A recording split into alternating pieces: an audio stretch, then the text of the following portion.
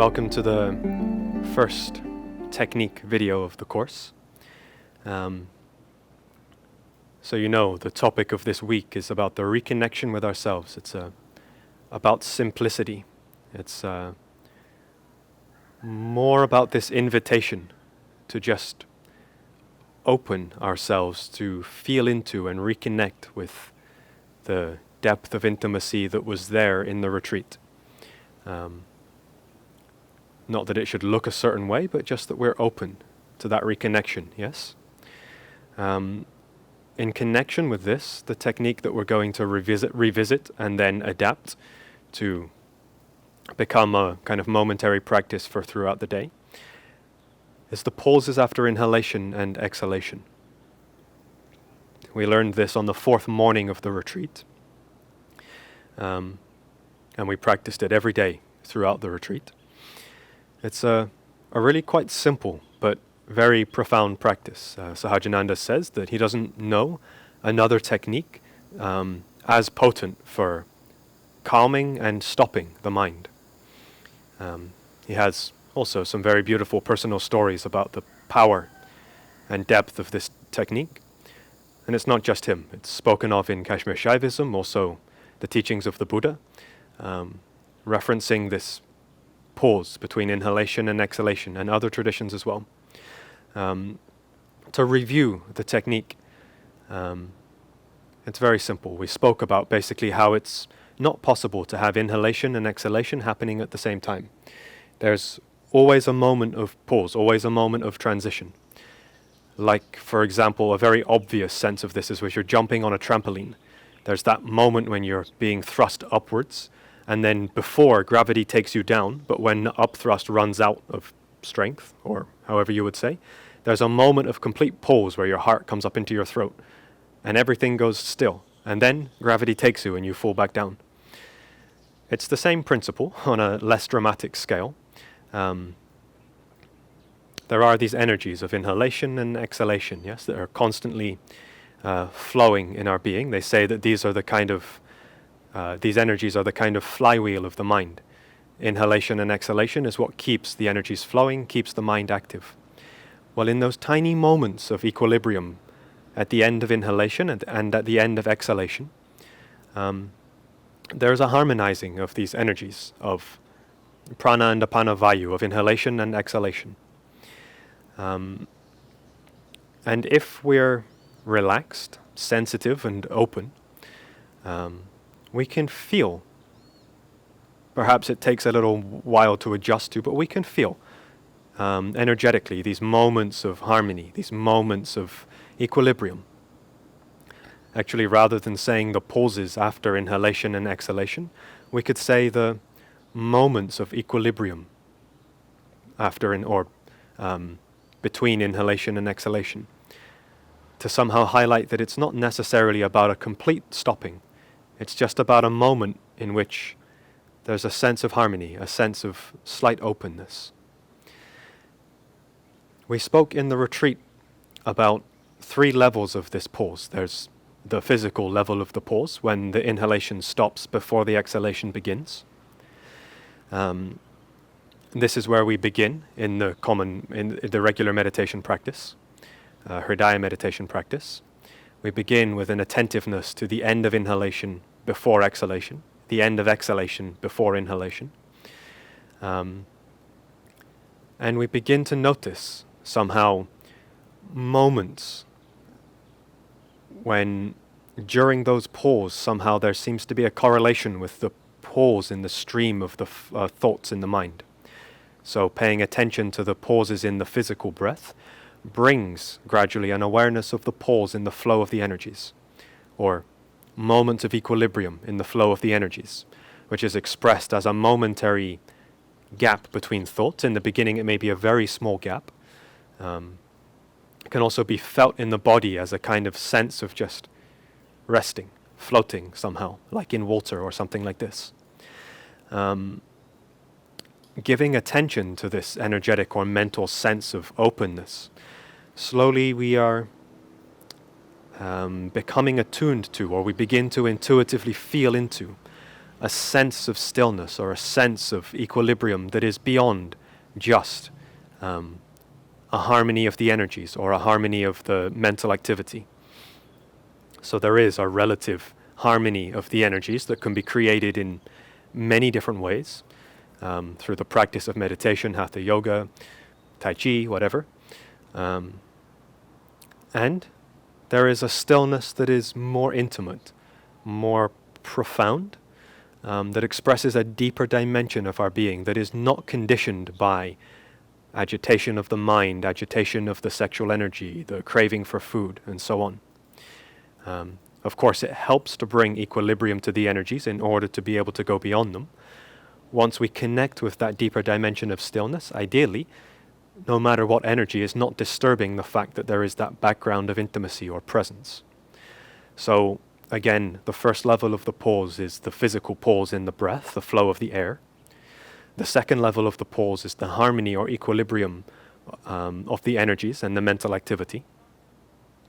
Short moments of roundedness or harmony, sweetness, perhaps we can say, that may be subtle, but that become more pronounced as we become more refined and open to the practice. And then this gradually leads to an intuition or a kind of dipping into that background of presence. When we touch that intimacy, when we touch that background of quietness or stillness, there's a sense that in the beginning it was, inhalation, pause, exhalation, pause. And then it becomes the pause is a continuous background, and the inhalation and the exhalation flow. Or the thoughts may begin and stop, and the energies may change. Distractions may come and go, but there's more or less constantly, at least for short periods of some seconds or a few minutes or something like this, there's a kind of continuous awareness of that background of stillness. And this would be the third level of this pause. And so this is how we practice in the meditation, yes? Developing an intimacy with the flow of the breath and the pauses, and letting this slowly absorb us through fascination, through a love of what's revealed in those pauses. We're slowly absorbed in that deepest expression of the pause. Sometimes we refer to this as the inner asana, yes? The sense of perfect stillness that is, at least in the beginning, felt to be within or as a background of our experience, within us or as a background of our experience. It's in connection with hatha yoga that we refer more to this inner asana, but it's also very relevant in meditation. So far we've recapped what we learned in the retreat and hopefully what we practiced in the retreat. And hopefully this explanation can be useful in our general daily meditation practice. Now I'll speak a little bit about how we can adapt this practice, or how we will suggest to adapt this practice to be used, like we spoke about in the introduction to the techniques video, as a kind of micro-practice. Basically, in general, even if we're not talking about the pauses, there are maybe thousands of different techniques of meditation that use the breath as an anchor, yes? In general, any practice that brings more intimacy with the breath connects us with a sense of peacefulness. Somehow there is a sense of peacefulness connected with just being aware of the simple flow of the breath. Especially as the body relaxes, as the mind opens, the breath becomes more soft, somehow even silky. Yes, a sense of like breathing silk, a very harmonious flow. This energy of peacefulness of the breath is somehow so useful. In any moment, we can stop and just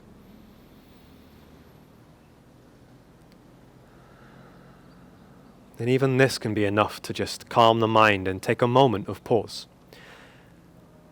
For example, right then, I just took a moment, was present with the breath, and not thinking about the video or what to say next.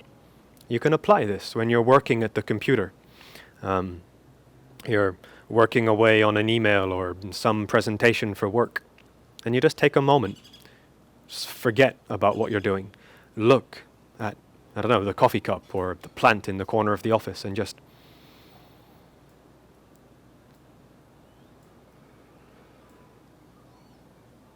you're not trying to stop the mind. You're not trying to make something happen. You're just connecting with the peaceful energy that is somehow the flow of the breath. And then that moment of pause. And that somehow sense of peace is just there, permeating our field of awareness, or the experience of the body, or the activity of the mind, whichever is more obvious to you.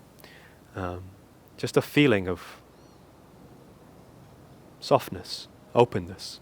And this can be applied for one breath. It can be applied preferably for several breaths. Maybe we can take, at a slower pace, 3 or 4 breaths in a minute. And then we, just like this, a few moments of connecting with the peaceful energy of the flow of the breath.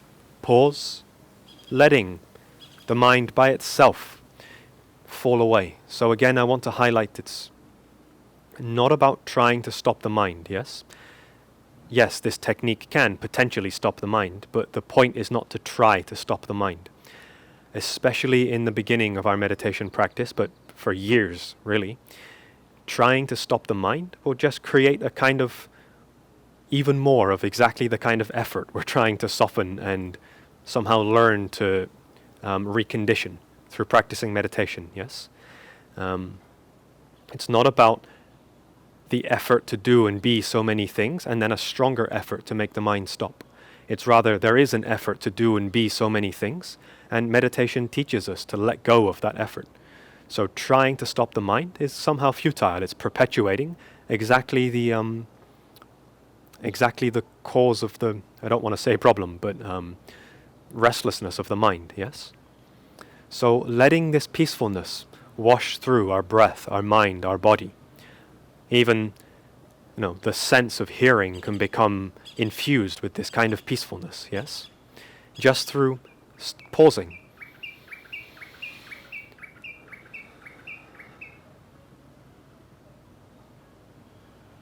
And then it's like the attention is, naturally you like peacefulness, yes? You are naturally drawn to that which is peaceful and gentle and soft. And so you just allow a moment for this to happen, or a few moments, a couple of minutes perhaps, for this openness to peace, this openness to the stillness, this openness to that which is revealed in the pause. And then naturally, the attention is taken into that moment of pause, and we just rest. As was the topic of this week, yes? Not so much about technicalities, not so much about theoretical aspects, not at all about controlling or trying to make things happen. Just an invitation to rest in presence, in that sense of pure being. And so again, just the breath, the openness to what might come. It doesn't have to be a dramatic experience or a particularly special experience. It's just a moment of quietness. I'm going to speak. So this is how we can apply this throughout the day, yes? Again, just to be sure, to recap. In any moment when we're at work, maybe not when we're driving a car, it could be dangerous to be or attentive to a different dimension of reality when we're driving. But when we have the opportunity to pause, when we're waiting at a traffic light or something like this, or when we finish a task at work and we haven't started the next task, we're just open, 30 seconds, a minute, reconnecting with that sense of presence, peacefulness, the background of intimacy, and then we continue. And also, we're not trying to grasp that background. They're like, right, now I've got the background, I'm going to stay there for 20 minutes. Not like this either. The idea is that by taking these pauses many times, we develop somehow, even below or behind the level of the conscious mind, a natural openness and a natural fascination with that resting in presence. And then it becomes natural. You will see after a few days of doing this, A few days of consciously remembering, triggering yourself with post-it notes on your computer and many other ways you can find. After a few days of doing this intentionally, it will come spontaneously. You'll just be walking and suddenly you'll pause for a moment, and then the mind will say, oh look, we're pausing. And of course, then you're not pausing anymore, you're back in the mind, but back in thoughts. But it will start to happen spontaneously. So the idea is that we take a moment, let this pause, and then allow ourselves to go back into the activity. For a time, of course, in the beginning, it will be going back into unconsciousness and thinking and different things. Don't expect that from the first day it will be full presence all day long. Don't put this kind of pressure on yourself. Just remember, as much as you can,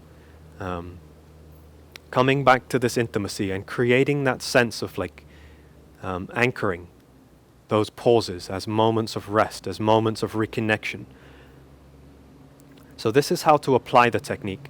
And now I'm going to speak about the same topic, expanding on it a little bit, for those that are maybe already familiar with this,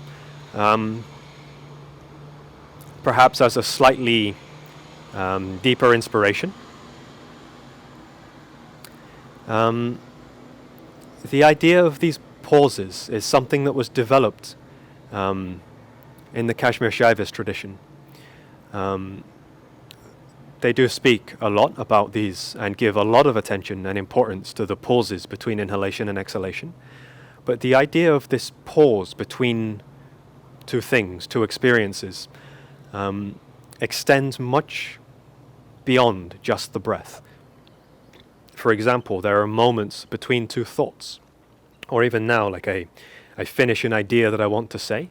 When I finish that idea, there's a moment when that idea finishes and before the mind catches the next idea to talk about this topic rather than that topic, when the mind is open. I finish a sentence and I don't know what I will say next necessarily. Pause. And then I begin again. Or I'm doing something at work, I send the email, I'm done with that thing, pause. Naturally, it's not a conscious effort. There is naturally a moment when you stop doing something and you start doing something else. Or the truck drives past, and then at a certain point, I'm just maybe listening to the truck. At a certain point, the sound of the truck is gone, and my attention is not fixed on something else. There's a moment of openness, and then a bird. Listening to the sound of the bird, and it stops. And then the wind. There are moments between perceptions. You can even do with blinking. I see the world, I see nothingness. I see the world again. Or anything. When you get up to go to lunch, it's okay, I'm done filming videos. A pause before the activity of now I'm going to go and eat some lunch begins. There are many moments on the more gross level of activities, on the more subtle level of energies, emotions, thoughts, sense perceptions, when these little moments of pause appear very naturally. With time and practice, especially if we practice the technique that I was just speaking about some minutes ago, especially if we practice like this, naturally it will start to happen that we'll notice more obviously these little moments of pause, little moments of suspension of the attention, or equilibrium, or no mind, in fact. Actually, that gap between two thoughts, or the gap between two perceptions, is a moment of no mind.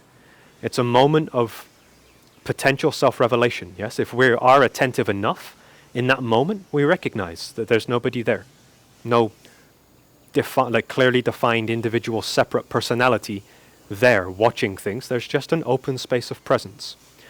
And so, through the practice, through the continued exploration of these pauses and moments of rest, we begin to notice in many different moments of our lives that it's not a constant stream of thoughts, a constant stream of activity.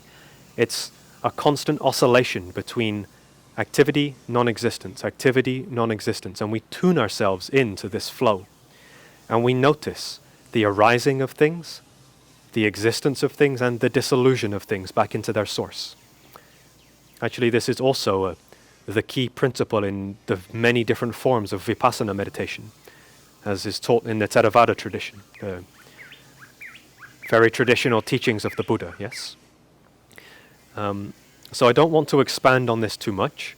I just wanted to mention this as a kind of inspiration, and for those that maybe have an inquisitive mind or are already open to this in some way. And you can begin to develop this and open to this as the practice is naturally deepening. Thank you. So, I hope you enjoyed the video. I hope you are paying attention also. Our video editor, Julian, decided to be a little bit sneaky in this video. What moved was the rock, the obsidian rock next to me. It simply shifted 90 degrees, so very subtle. I hope there was enough openness and resting to be attentive to what was changing. So take this technique and practice for the next couple of days. I would then invite you to rewatch this video. Surely there will be more things that you can get from it, different perspectives, things you didn't notice before. Maybe it will also clarify some of the questions that may have come up. After this, I would also invite you to send an email if you feel to just check in or write down your questions for the next Q&A and the next live session.